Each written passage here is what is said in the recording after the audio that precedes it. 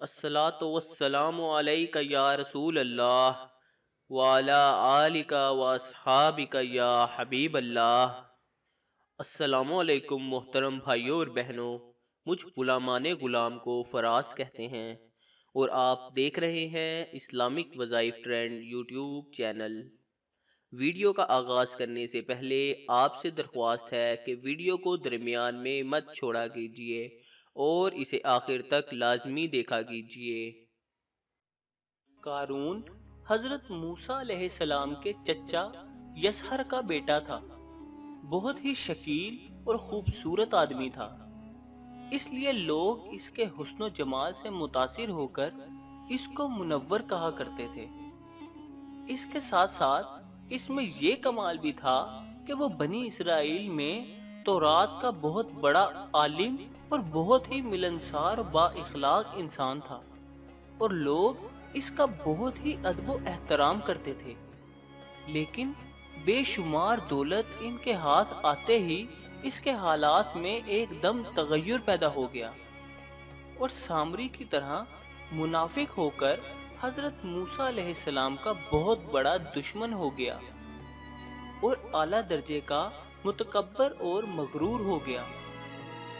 جب زکوٰۃ کا حکم نازل ہوا تو اس نے حضرت موسیٰ علیہ السلام کے روبرو یہ عہد کیا کہ وہ اپنے تمام مالوں میں سے 1000واں حصہ زکوٰۃ نکالے گا، مگر جب اس نے مالوں کا حساب لگایا تو ایک بہت بڑی زکوٰۃ نکلی۔ یہ دیکھ کر اس پر ایک دم حرص و بخل کا بھوت سوار ہو گیا اور وہ نہ صرف زکوٰۃ کا منکر ہو گیا بلکہ عام طور پر بنی اسرائیل کو بہکانے لگا کہ حضرت موسیٰ علیہ السلام اس بہانے تمہارے مالوں کو لے لینا چاہتے ہیں۔ یہاں تک کہ حضرت موسیٰ علیہ السلام سے لوگوں کو برگزشتہ کرنے کے لیے اس خبیث نے یہ گندی اور گھناؤنی چال چلی کہ ایک عورت کو بہت زیادہ مال و دولت دے کر آمادہ کر لیا کہ وہ آپ پر بدکاری کا الزام لگائے۔ چنانچہ عین اس وقت جبکہ حضرت موسیٰ علیہ السلام واز فرما رہے تھے، قارون نے آپ کو ٹوکا کہ فلاں عورت سے آپ نے بدکاری کی ہے۔ حضرت موسیٰ علیہ السلام نے فرمایا کہ اس عورت کو میرے سامنے لاؤ۔ چنانچہ وہ عورت بلائی گئی تو حضرت موسیٰ علیہ السلام نے فرمایا کہ اے عورت، اس اللہ کی قسم جس نے بنی اسرائیل کے لیے دریا کو پھاڑ دیا اور عافیت و سلامتی کے ساتھ دریا کے پار کرا کر فرعون سے نجات دی، سچ سچ کہہ دے کہ واقعہ کیا ہے۔ حضرت موسیٰ علیہ السلام کے جلال سے عورت سہم کر کانپنے لگی اور اس نے مجمع عام میں صاف صاف کہہ دیا کہ اللہ کے نبی، مجھ کو قارون نے کثیر دولت دے کر آپ پر بہتان لگانے کے لیے آمادہ کیا ہے۔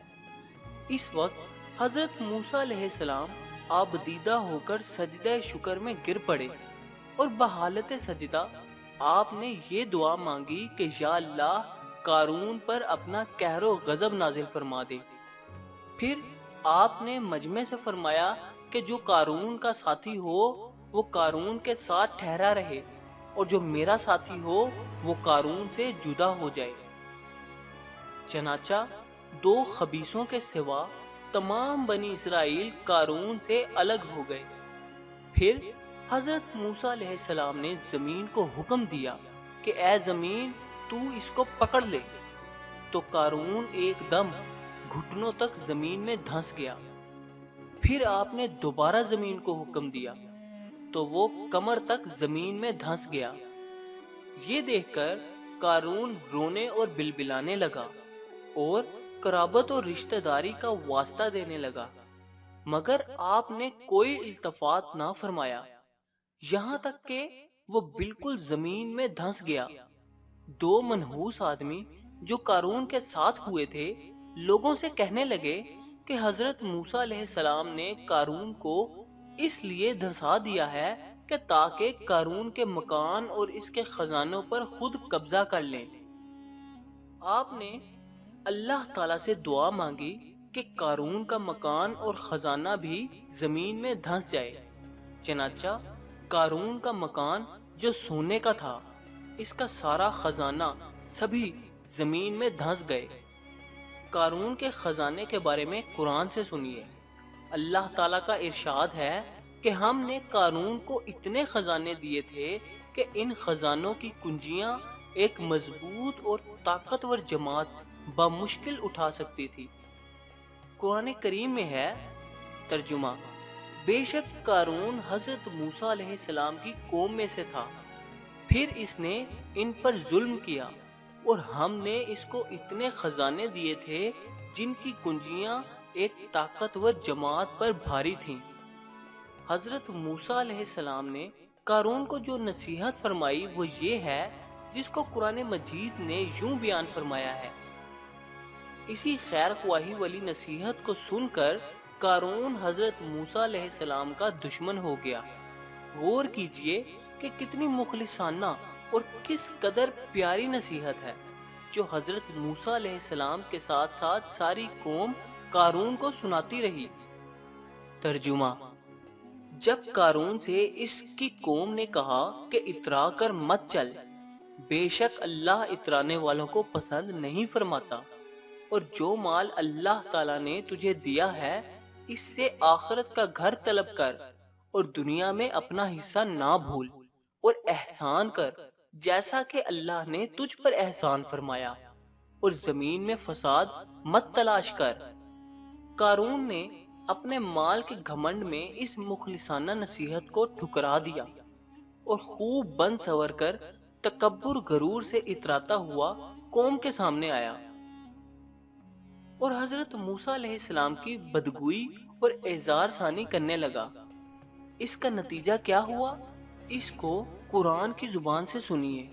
ترجمہ: تو ہم نے اس کو اور اس کے گھر کو زمین میں دھسا دیا تو اس کے پاس کوئی جماعت نہ تھی جو اللہ کے عذاب سے بچانے میں اس کی مدد کرتی، اور وہ کوئی بدلہ نہ لے سکا۔